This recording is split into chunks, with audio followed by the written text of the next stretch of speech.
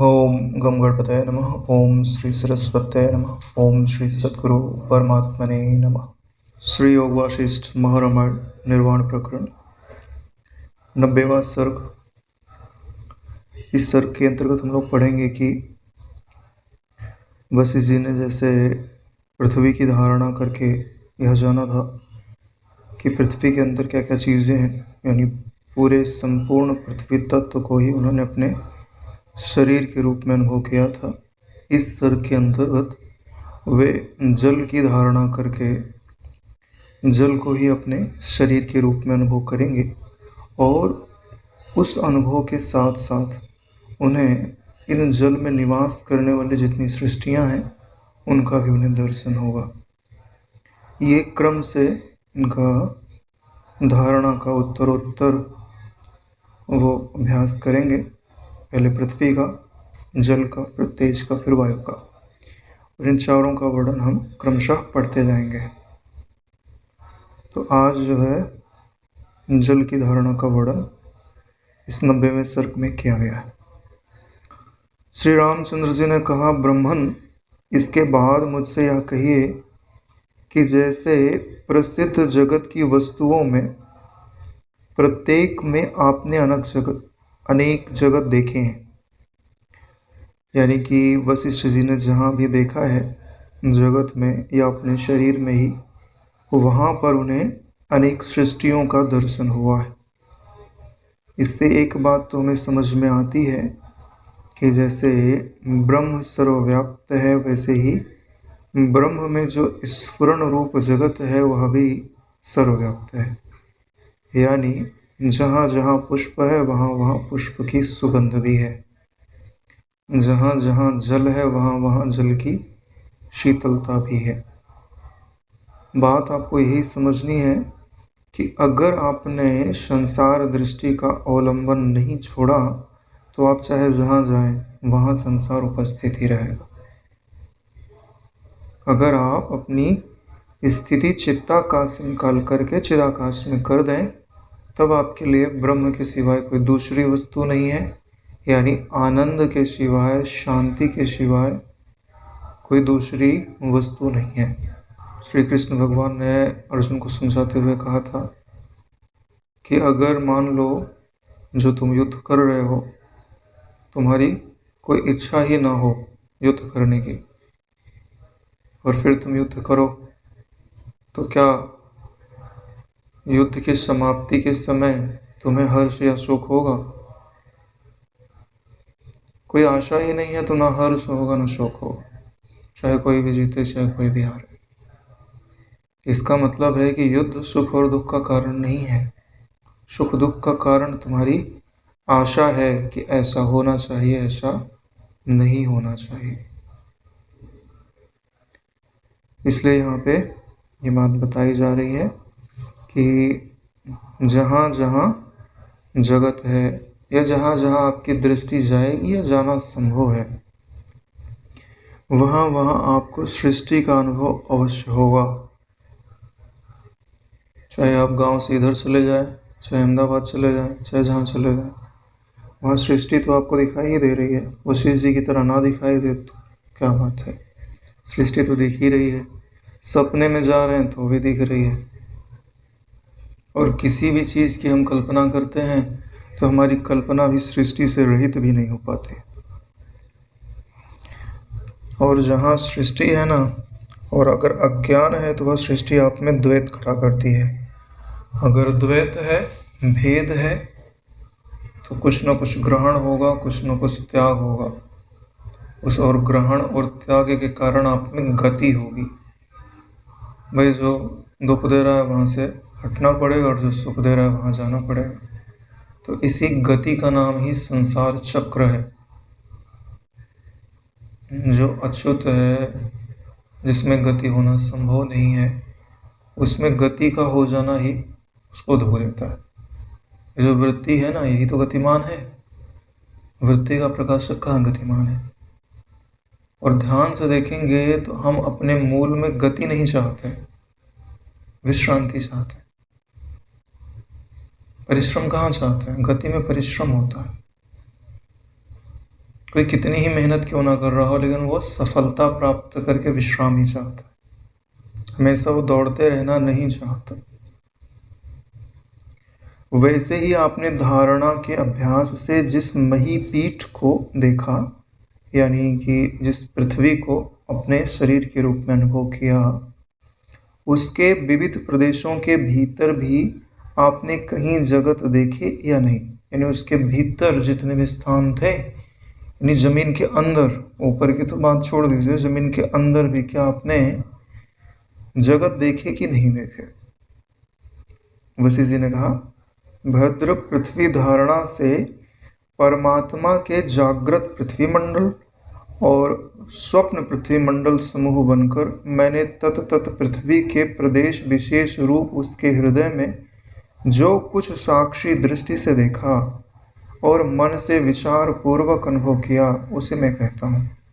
सुनिए, यानी यहाँ पे एक शब्द आता है, पृथ्वी धारणा से परमात्मा के जागृत पृथ्वी मंडल या और स्वप्न पृथ्वी मंडल समूह बन करके। तो ये जागृत पृथ्वी मंडल क्या होता है और स्वप्न पृथ्वी मंडल क्या होता है? बोले दोनों एक ही चीज के लिए कहे जा रहे हैं, खाली दृष्टि का अंतर है कि जिसको उनके प्रति ज़्यादा ही सत्य बुद्धि है उनको जागृत पृथ्वी मंडल अनुभव में आता है, और जिनको बोध है उनके लिए वही स्वप्न पृथ्वी मंडल के रूप में अनुभव में आता है। तो बता रहे हैं कि साक्षी दृष्टि से इन्होंने देखा है, इसका मतलब है कि जिसने पृथ्वी तत्व की धारणा की है वो है मन, और जो वशिष्ठ जी हैं वो साक्षी रूप से अलग ही खड़े हैं। उन्होंने कभी भी जड़त्व को स्वीकार नहीं किया, जड़त्व को स्वीकार उनकी दृष्टि ने यानी मन ने किया हुआ। यह बात हमें समझनी है। जैसे उस दिन काका जी का जो प्रश्न था ना कि जड़ी भाव को प्राप्त हो गए, तो ऐसा प्रश्न आप तभी कर सकते हो जब आपको यह अनुभव नहीं है कि मन से मैं पृथक वस्तु हूँ। जितनी भी धारणा करता है या सोच विचार करता है वह मन करता है, और मैं मन का प्रकाशक हूँ। तो दो तत्व हो गए ना, एक हो गया जड़त्व और एक हो गया जड़त्व का प्रकाशक। तो जो जड़त्व का प्रकाशक है वो स्वतंत्र है, जड़ नहीं है नारायण। ठीक है, जब ऐसा ज्ञान है तो एक वृत्ति से वो जड़ को जड़ जैसा अनुभव भी कर सकता है और उसके अलावा भी दूसरी वृत्ति बना सकता है। क्यों? क्योंकि सारा मन तो उसी के हाथ में है ना, साक्षी के संकल्प से ही तो चलता है। तो चाहे जड़ात्मक वृत्ति बनाए चाहे चेतनात्मक वृत्ति बनाए, वो उसके हाथ में है। बताते हैं कि जो साक्षी दृष्टि से देखा है और विचार पूर्वक जो कुछ भी अनुभव किया है उसका वर्णन करते हैं। पहले देखी गई चांदी की शिला के सदृश ही, यानी चांदी की शिला में मैंने समस्त जगत देखे थे। जो लोकलोक पर्वत पे शिला थी ना, उसके अंदर जगत उन्होंने देखा हुआ था। वैसी ही धारणा से दृष्ट भूमंडल के सभी स्थानों में जगत जाल सा स्थित मैंने देखा। नहीं, जगत नहीं देखा है, जगत का जाल देखा हुआ है। जैसे जाल में अनेक प्रकार के जो धागे होते हैं वो उलझे हुए रहते हैं, गांठ लगाई हुई रहती है। तो ऐसे ही एक ही जगत दिखाई दे तो उससे जाल बनना संभव नहीं है, लेकिन अगर बहुत सारे जगत हो तो जाल बन जाएंगे। समस्त दृश्यमान द्वैतमय होता हुआ भी यथार्थ में शांत अद्वैत ही है। यानी कि ये जो सारा जगत आपको दिखाई दे रहा है दृश्यमान, वह द्वैत युक्त है, लेकिन विचार दृष्टि से देखिए तो शांत अद्वैत रूप ही है। द्वैत में शांत अद्वैत तत्व को देख पाने की जो सामर्थ्य है वही आपको विजयी बनाते हैं। दंगल जिसे जंगल रचे, फिर प्रीति का क्या काम है। सड़क पे चलिए तो जितनी आकृतियां दिखाई दे रही हैं उनको शून्य रूप देखना चाहिए। किसी को नज़र भर देखने की ज़रूरत नहीं है। हाँ, कोई काम है तो एक पलक देख लिया तो देख लिया, नहीं तो तुम अपने रास्ते, हम अपने रास्ते। हमें तो ब्रह्म तत्व से प्रयोजन है, संसार तत्व से हमारा कोई प्रयोजन नहीं है। तो सबको शून्य रूप ही समझना चाहिए। शून्य रूप सड़क पे शून्य रूप प्राणी चल फिर रहा है। जैसे कितने लोग गुजरे होंगे, लेकिन तुम यहाँ बैठ गए तो उनका अस्तित्व तुम्हारे लिए क्या हो गया? शून्य रूप। तो किसी को मत गिनो। जैसे अभी पूरे दिन पर अवलोकन डालो, क्या क्या इस शरीर के साथ हुआ। बोलो जितने प्राणी के साथ मैंने व्यवहार किया, सेवा आदि कर्म किए, बातचीत आदि की, अच्छा बुरा जो भी व्यवहार हुआ वो तो मन के संस्कार के अनुसार हुआ, लेकिन वह सारी आकृतियां मेरे लिए शून्य रूप ही हैं। ना मैंने कुछ किया है, ना किसी और ने कुछ किया है। जितनी आकृतियां भासी हैं वो पर्दे पर आभास मात्र ही थी। शून्य में शून्य का ही विलास यह सृष्टि है। जब यह तुम्हारा निश्चय तंत्र परिपक्व हो जाएगा, तब तुम्हारे हृदय में कभी न जाने वाली शांति निवास करे। फिर तुमको बंधन में डालने वाला कोई नहीं है। सभी स्थानों में जगत है और सभी जगह ब्रह्म भी स्थित है।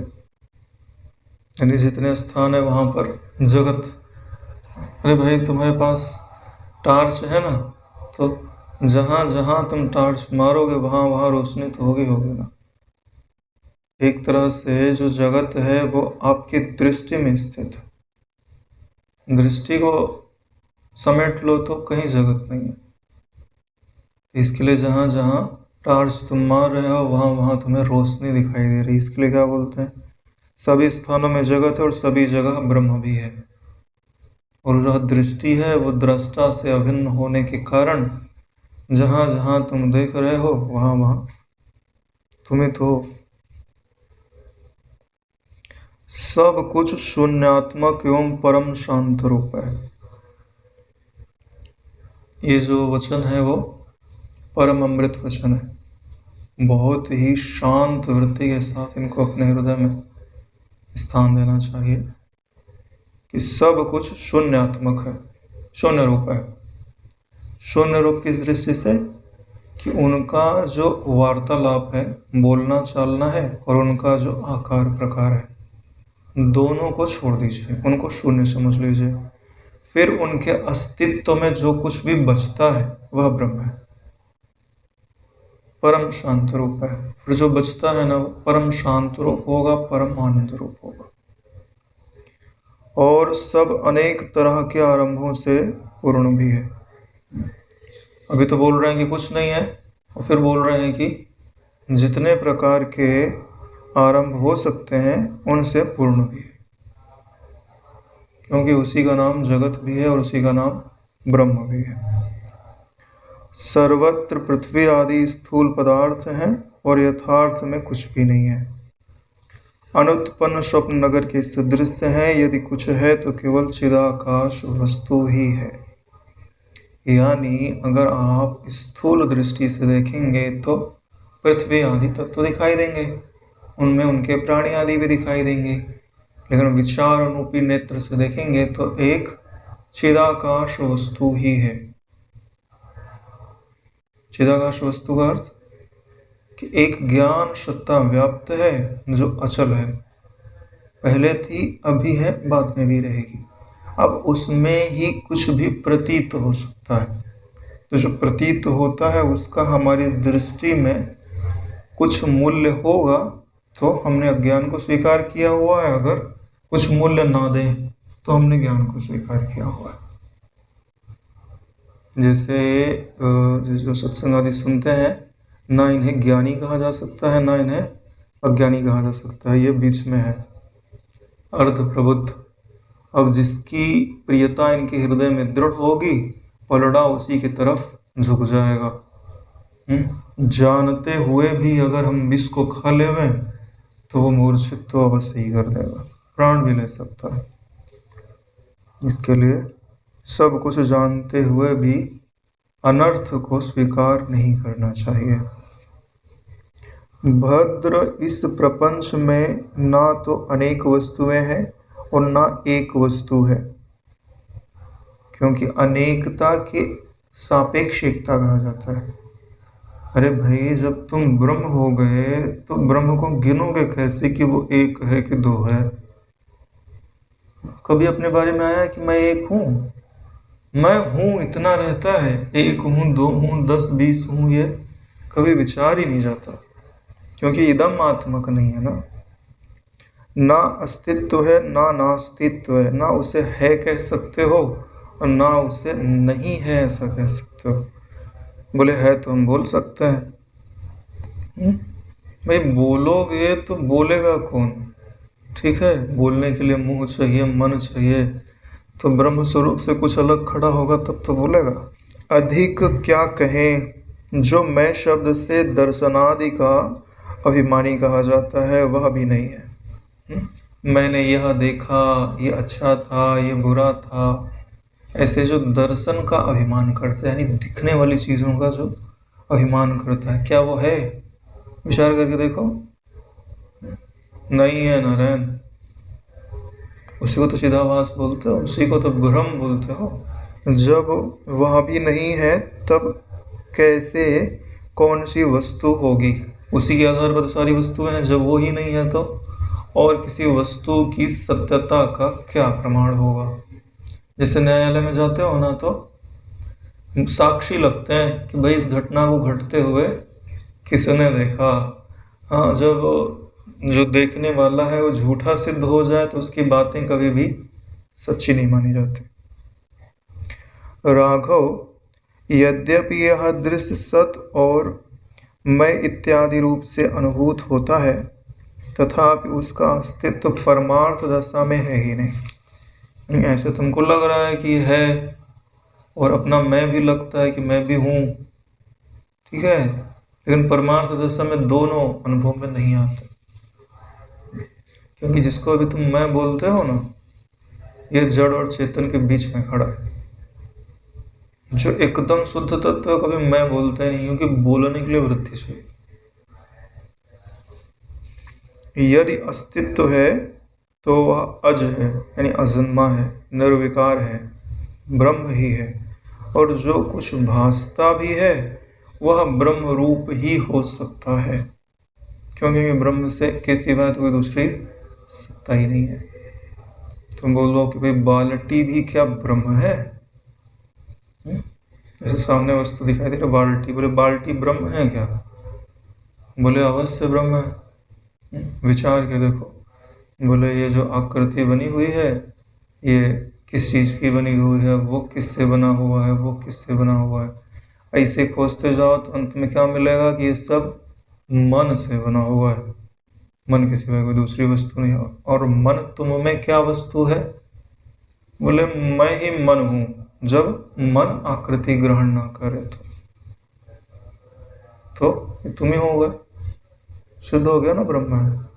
चूंकि सृष्टि के आदि में यानी प्रारंभ में चिदाकाश ही था, इसलिए सृष्टि के बाद में भी चिदाकाश ही देखा गया है। जैसे स्वप्न नगर के में ऐसा अनुभव होता है, स्वप्न नगर के पहले भी आप, बाद में भी आप होते हो। उसमें अस्तित्व और नास्तित्व ही कैसे, कहाँ और किस हेतु से रह सकते हैं? अस्तित्व यानी जगत का होना पना या जगत का ना होना पना, दोनों नहीं रह सकते, दोनों को काटती है। जब तुम बोलोगे कि जगत है तो बोलेंगे कि जगत अगर है तो सदा रहना चाहिए। तुम बोलोगे कि जगत नहीं है, बोले दिख तो रहा है, तो दोनों अनुभव एक एक समय में घट जाते हैं। इसका मतलब क्या है कि जब भी हो चाहे नहीं हो, अगर होगा तो भी वो स्वरूप से अभिन्न है। स्वप्न का दृष्टांत दे दिया, बात क्लियर हो गई।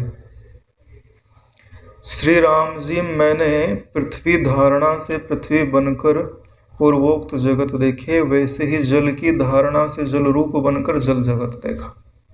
यानी वशिष्ठ जी को भी क्रीड़ा करने में अच्छा लगता है। कभी पृथ्वी बन करके देखे और जल बन करके देख रहे हैं कि कैसा अनुभव में आता है। वो ये मत समझिए कि बोध होने के पश्चात इच्छाएं समाप्त हो जाती हैं, ठीक है। अरे भाई, ये पृथ्वी की धारणा क्यों किया उन्होंने? इच्छा है ना, कौतुक मात्र इच्छा होवे, लेकिन इच्छा तो है। जल की धारणा करेंगे, फिर तेज की धारणा करेंगे, वायु की धारणा करेंगे, और फिर सिद्धलोक चले जाएंगे। तो ये सब बिना इच्छा के हो जा रहा है। इच्छा तो है ना, तब तो हो रहा है, लेकिन इच्छा उनकी बाधित है। यानी सुख की इच्छा नहीं है कि मैं इससे मिलकर के सुखी हो जाऊं।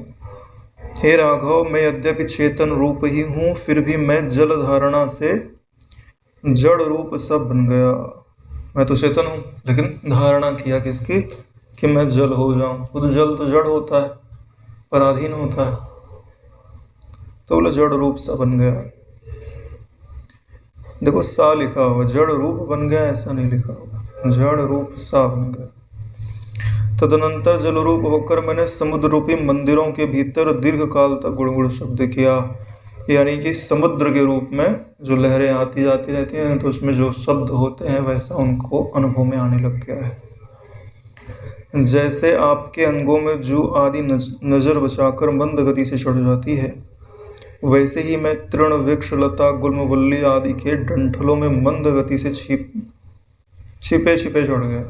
जैसे जूं शरीर पे चढ़ जाती है, ऐसे ही पानी उनकी जड़ों से होता हुआ इन लताओं आदि में चढ़ जाता है। तो वशिष्ठ जी को पूरा एकदम स्पष्ट अनुभव में आ रहा है कि इस वृक्ष में जो जल चढ़ रहा है ना, वो मैं हूँ।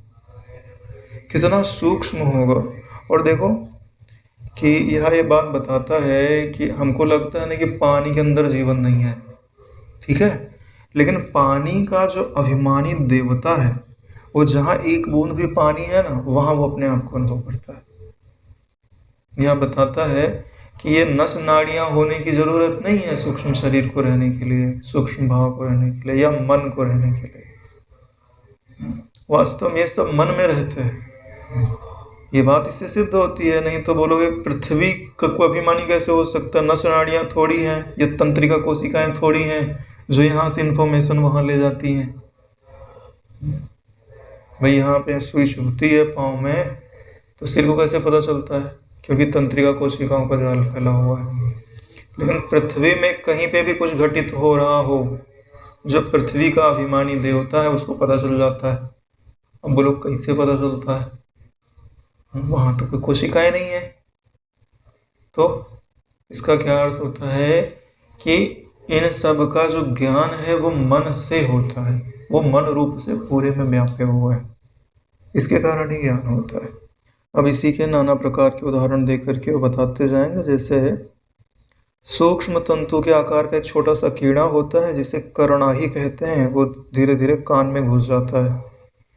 बोले ठीक उसी प्रकार ही मैं मृदु गति से तृण वृक्ष आदि के तनों में और तृणादि की ऊर्ध्व स्थिति के समान ऊर्ध्व स्थिति की, और उनके पोरों और छिद्रों में कोमल वलयाकार वाली रचना भी की।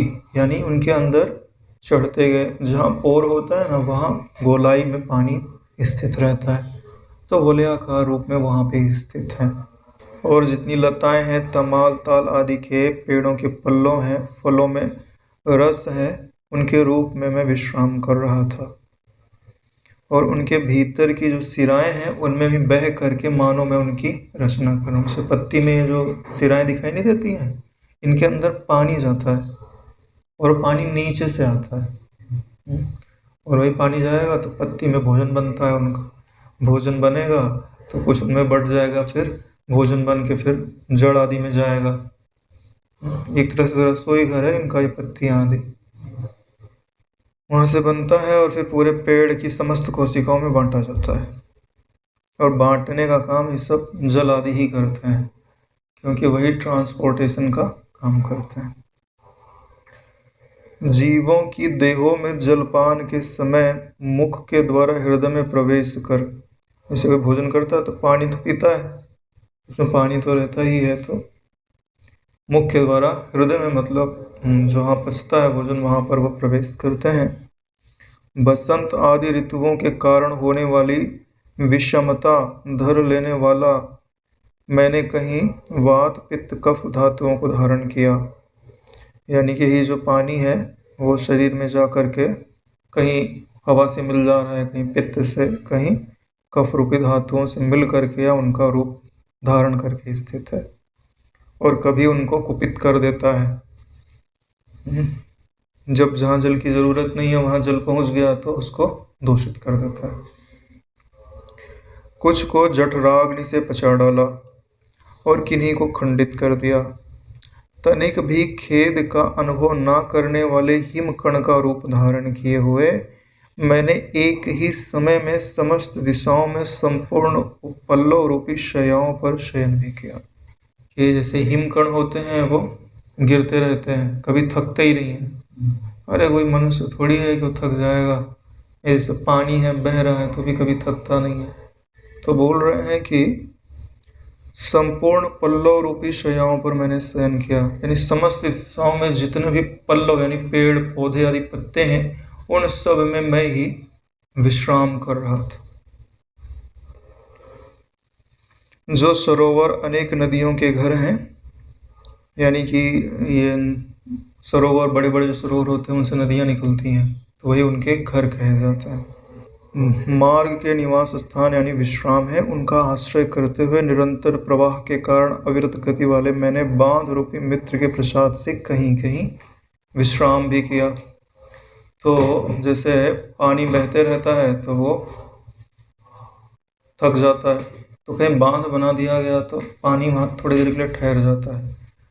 जब वो ठहर जाता है तो ऐसा वशिष्ठ जी को लग रहा है कि उस बांध रूपी मित्र के कारण मुझे विश्राम प्राप्त हो रहा है। वैसे भी ये जो वृत्ति है वो सदैव गतिमान रहती है। जब ध्यान आदि की धारणा करके उसे कहीं पर रोक दिया जाता है, अवरुद्ध कर दिया जाता है या निरुद्ध कर दिया जाता है, तब वो शांति का अनुभव करता है। मैं चिद रूप हूँ यानी ज्ञान रूप हूँ।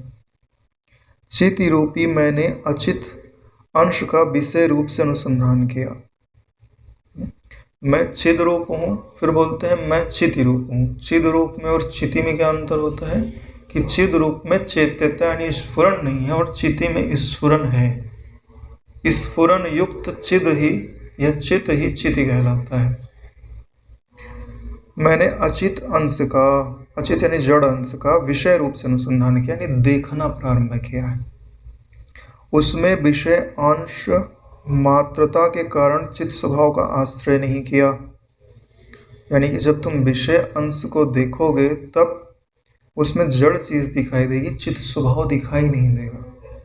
अगर चित स्वभाव दिखाई देने लगेगा तो फिर वो जड़ नहीं लगेगा, वो चेतन लगेगा। मैं जड़ जल रूप हो गया, इसके कारण क्या हो गया कि जड़ता उसमें प्रवेश कर गई। यो जड़ जल रूप मैं जड़ रूप जलाशयों में हजारों भ्रमों के साथ आवर्त के सदृश वर्तन करता हुआ खूब उल्लास कर रहा था। तो जितने भी सरोवर थे, अब जैसे जल जड़ है तो उन्होंने जड़ धर्म को स्वीकार किया है, लेकिन उसमें जितनी लहरें उपज रही हैं उनके रूप में वशिष्ठ जी को अनुभव हो रहा है कि लहर के रूप में मैं ही उपज रहा हूँ। प्रायश्चित के निमित्त भृगुपतन में प्रवृत्त हुए पापी के सदृश पर्वतों की ऊपर की शिलाओं से गिर रहे निर्जर रूप मैंने गर्तपातों में जीर्ण शीर्ण होकर हजारों रूपों से स्थिति प्राप्त की। वर्णन है झरने का। जैसे झरना पर्वत से नीचे गिरता है और उसकी हजारों धाराएं होती हैं, तो उदाहरण किसका दिया, जैसे भृगु जी का पतन हो गया था। भृगु जी का पतन कब हुआ? अरे विष्णु जी के हाँ छाती पे उन्होंने लात मार दी। हाँ, तो लक्ष्मी जी ने क्रुद्ध होकर के श्राप दे दिया कि आज से जो लक्ष्मी है वो ब्राह्मणों को नहीं मिलेगी। तुमको लात मारना था तो और कहीं मारते, तुमने छाती पे क्यों मारा? वो मेरा निवास स्थान है। तुमको विष्णु भगवान की परीक्षा लेनी थी तो और कहीं लात मार देते। तुमने तो मेरे ही स्थान पे लात मार दी। तो ठीक है, मैंने तथास्तु भी कह दिया, क्योंकि तुम्हारा यह कृत्य ही बताता है कि तुम तो लक्ष्मी को चाहते नहीं हो। ठीक है, तो इसलिए हमने तथास्तु कह दिया। ठीक है, इससे बहुत बड़ी सीख मिलती है। क्या सीख मिलती है? कि जो अपने से श्रेष्ठ होते हैं ना, उनकी परीक्षा लेने के लिए जाना नहीं चाहिए, नहीं तो लेने का देना पड़ जाएगा।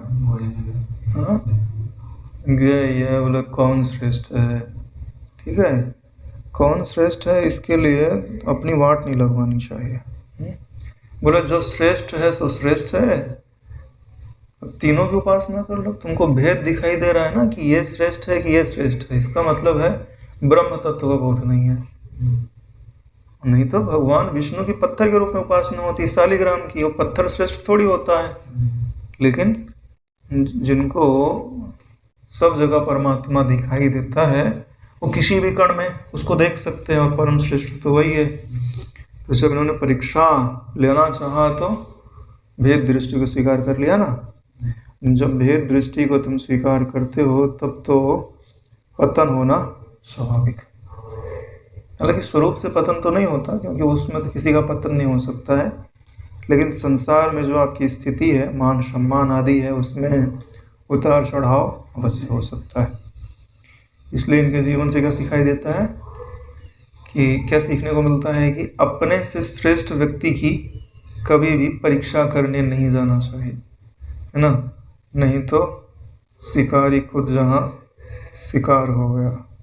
हाँ, कभी कभी कुछ लोग नापने के लिए जाते हैं और खुद ही नप जाता है। तुम्हारा भार कम है ना तो नप जाओगे नारायण। इसलिए सोच समझ के जाना चाहिए और सोच समझ के बोलना चाहिए। किसके सामने क्या बोल रहे हो, कहीं उसकी मति आपसे ज़्यादा सूक्ष्म तो नहीं है। नहीं पता चला कि उल्टे का उल्टा हो गया।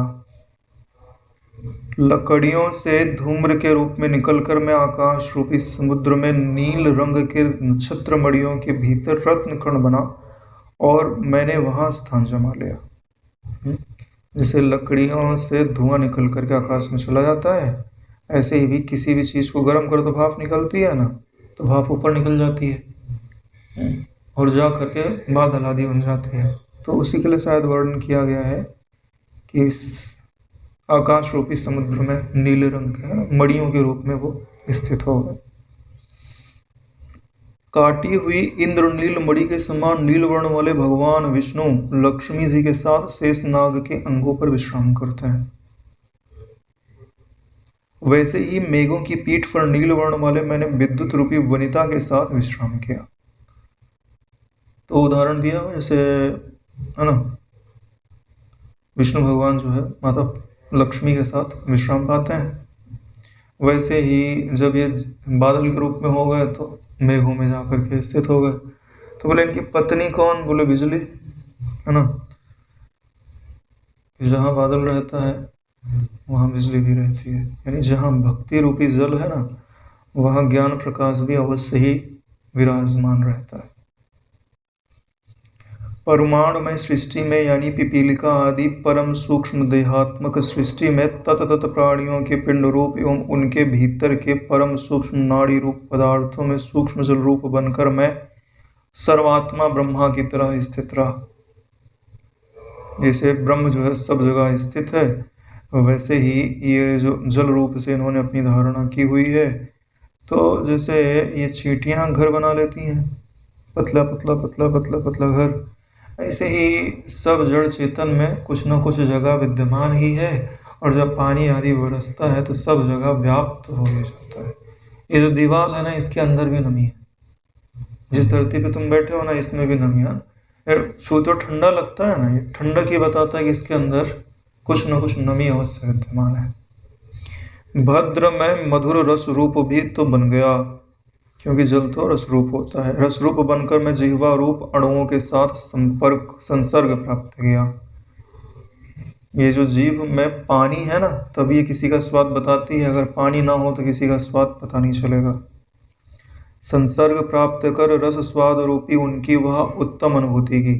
तो जितने भी स्वाद थे ना उनका ये अनुभव लेने लग गए, क्योंकि वास्तव में इन्हीं के द्वारा तो अनुभव प्राप्त किया जाता है, जिसे मैं देह की नहीं मानता। यानी जो उनको अनुभूति हो रही है वह देह के कारण तो है नहीं, क्योंकि वशिष्ठ जी की वहाँ देह ही नहीं है, किंतु केवल ज्ञान रूप आत्मा की मानता हूँ, क्योंकि वहाँ मेरी चेतना तो है। तो जिस स्वाद रूपी आनंद की अनुभूति हो रही है उसमें कारण देह नहीं है, ज्ञान है। यह भी हमको समझना चाहिए। जो भी आपको थोड़ा बहुत भी अच्छा लगता है वो विषयों का नहीं है, वो आत्मा का है, वो ज्ञान का है। अर्थात वह अनुभूति विषयानंद के आकार में आविर्भूत आत्मा का स्वरूप है, यह मैं मानता हूँ। तो जो वशिष्ठ जी की बात है वो हमें भी मान लेनी चाहिए।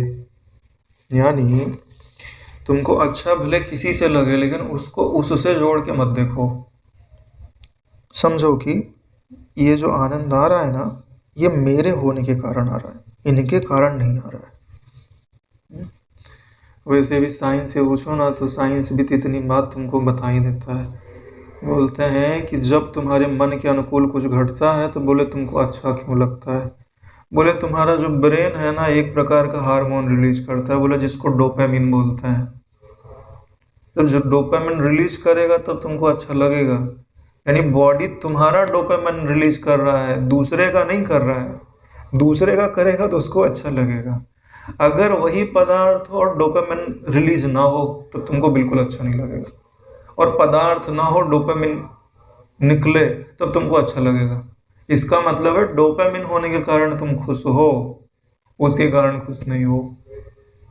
ठीक है, ये तो पदार्थ को लेकर के बताया है। इसी का अर्थ होता है वृत्ति। जब तुम्हारी सुखरूप वृत्ति बनी है, सुखात्मक वृत्ति बनी, तो तुमको सुख हुआ, उसका दूसरे से क्या लेना देना है। वो ना हो वे भक्त लोग कैसे करते हैं, भगवान दिखाई थोड़ी दे रहे होते हैं, भावना कर लिया, वृत्ति बना ली, खुश है। यही चीज यहाँ पे बता रहे हैं। जो विषय रूप चैत्य है, यानी जितनी भी चीजें अपने को दिखाई दे रही है विषय रूप है, और चैत्य, चैत्य यानी स्फुरित, ज्ञान में जो स्फुरित होता है उसी को चैत्य बोलते हैं। अचैत्य चिन्ह मात्र का मतलब क्या होता है कि जो देखने वाला है वो कभी स्फुरित नहीं हुआ, तो उसके लिए क्या वर्ड आता है, अचैत्य।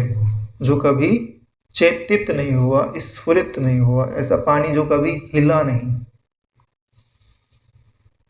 उसका ना तो मैंने, यानी ना मैंने उसका स्वाद लिया है, ना स्वाद लेने वाले पुरुष की देह ने उसका स्वाद लिया है, और ना जीव ने उसका स्वाद लिया है, क्योंकि उसमें आत्मचिति ने अपने अंदर जो स्फुरन किया है वह जीवों के अज्ञानार्थ ही है। यानी आत्मचिति ने स्वयं में जो स्फुरन किया है उसका अनुभव स्वयं चिति ही करती है, लेकिन वो व्यामोह का कारण यानी विशुद्ध मोह का कारण कब हो जाता है, जब ये समझते हो कि मैं इसका देह से अनुभव करता हूँ, या इसका मैं जीव होकर अनुभव करता हूँ। जब तुमने ऐसा समझा ना तो बंधन में फंस गए। जब ये समझो कि ज्ञान मात्र ही है और ज्ञान ही इसको ग्रहण करता है, यानी मैं अपने आप को ही ग्रहण कर रहा हूं तो कोई बंधन ही नहीं है। जैसे अभी धारणा की ना जल की, वशिष्ठ जी ने, तो इनमें इनके सिवाय कोई है क्या। अरे जल की धारणा उन्होंने की है तो जल पूरा उनमें भाषित हो रहा है। जिससे वह विषय उत्पन्न हुआ वह अज्ञान भी असत ही है। जिससे ये विषय उत्पन्न हुआ ना वह अज्ञान असत है, तो उससे असत अर्थ की ही उत्पत्ति मानना उचित है। तो उससे जो कुछ भी उत्पन्न हुआ है वो भी असत ही कहा जाएगा। समस्त ऋतुओं में उत्पन्न होने वाला जो रस है तदरूप बनकर भ्रमरों को उच्छिष्ट रस देते हुए मैंने सब दिशाओं में अनेक तरह के आमोदों से पूर्ण फूलों का खूब उपभोग किया।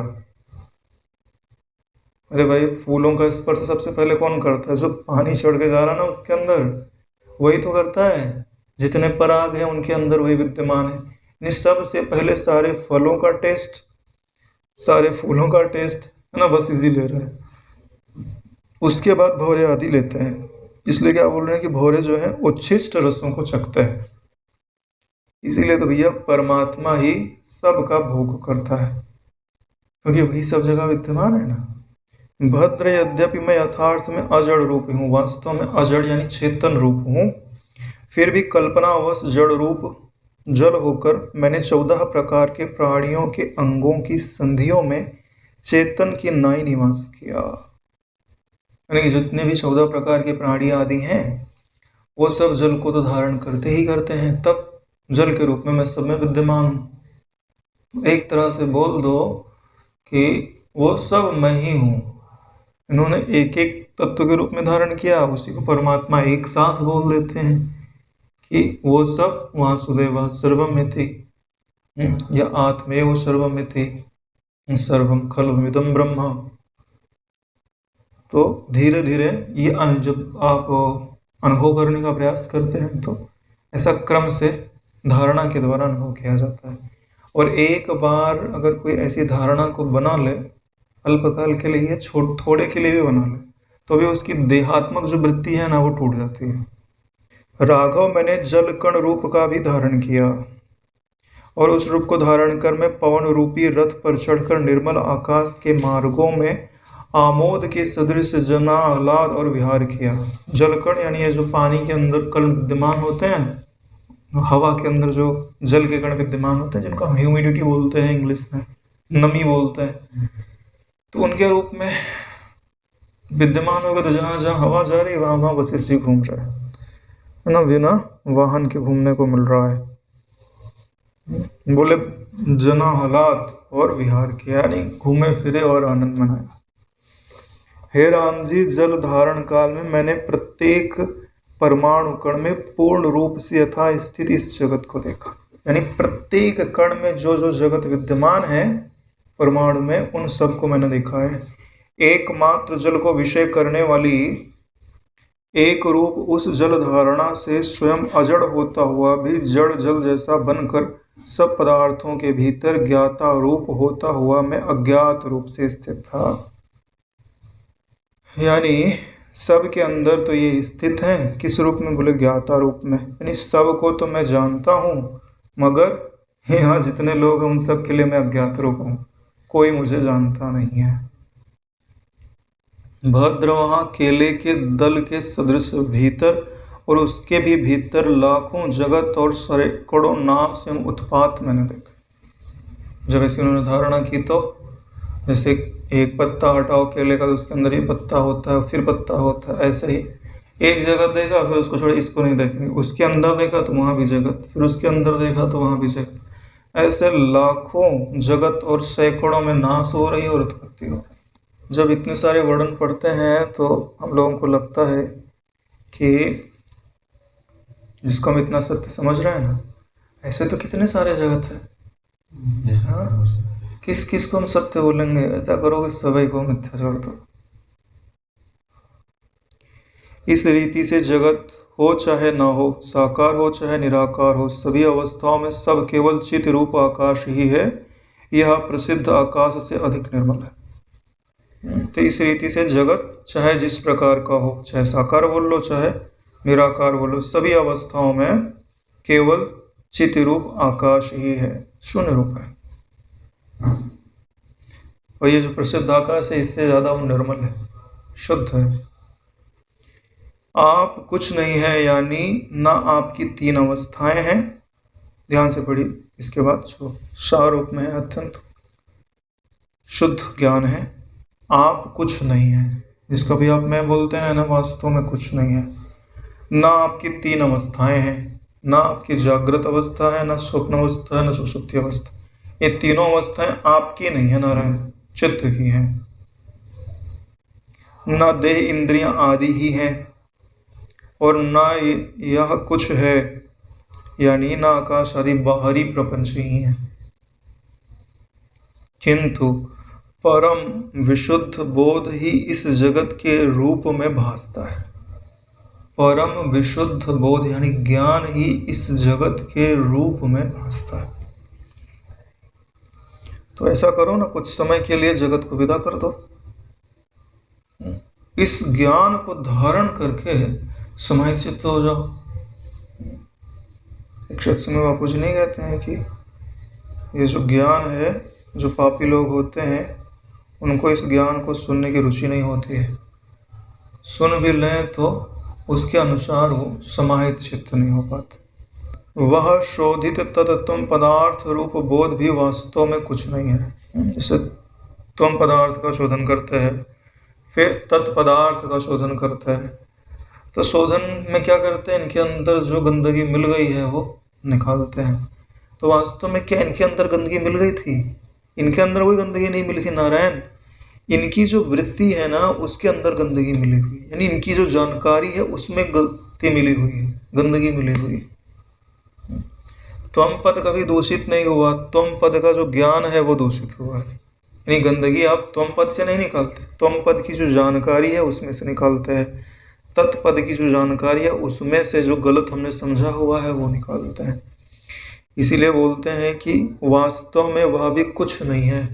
स्वरूप की दृष्टि से देखो तो दोनों में भी कोई गंदगी नहीं है, कोई शोधन आदि भी बात सत्य नहीं है। ना तो वह दृश्य स्वभाव है, ना तो दिखता है, ना अदृश्य स्वभाव है, ना तो ना ही दिखता है, और ना अदृश्य शून्य स्वभाव है, और ऐसा भी नहीं है कि ना दिखने वाला शून्य रूप हो, किंतु अखंड आकाश रूप है। किंतु अखंड आकाश रूप है, ये वर्ड बहुत कीमती है। वही आप है, ये उससे भी कीमती वाला वर्ड है। इसलिए आप उक्त आत्मा बनकर उत्तरोत्तर विकास को प्राप्त करें। यानी ऐसा जो वर्णन किया जा रहा है, ऐसे आत्मस्वरूप को धारण कर लीजिए और उत्तरोत्तर विकास को प्राप्त करिए। यहाँ पे जब विकास को प्राप्त करने की बात आती है तब ये आपके चित्त के अंदर जो स्वरूप का ज्ञान है, स्वरूप की शांति है, उसका आनंद है, उसके विकास की बात आती है। बाकी स्वरूप तो पूर्ण है, उसमें विकास या अविकास की कोई संभावना संभव नहीं है। यहीं पे 90वां सर्ग समाप्त होता है। ओम सहनावतु सहनौ भुनक्तु सह वीर्यं करवावहै तेजस्विनावधीतमस्तु मा विद्विषावहै। ओम शांति शांति शांति। श्री सद्गुरुदेव भगवान की जय।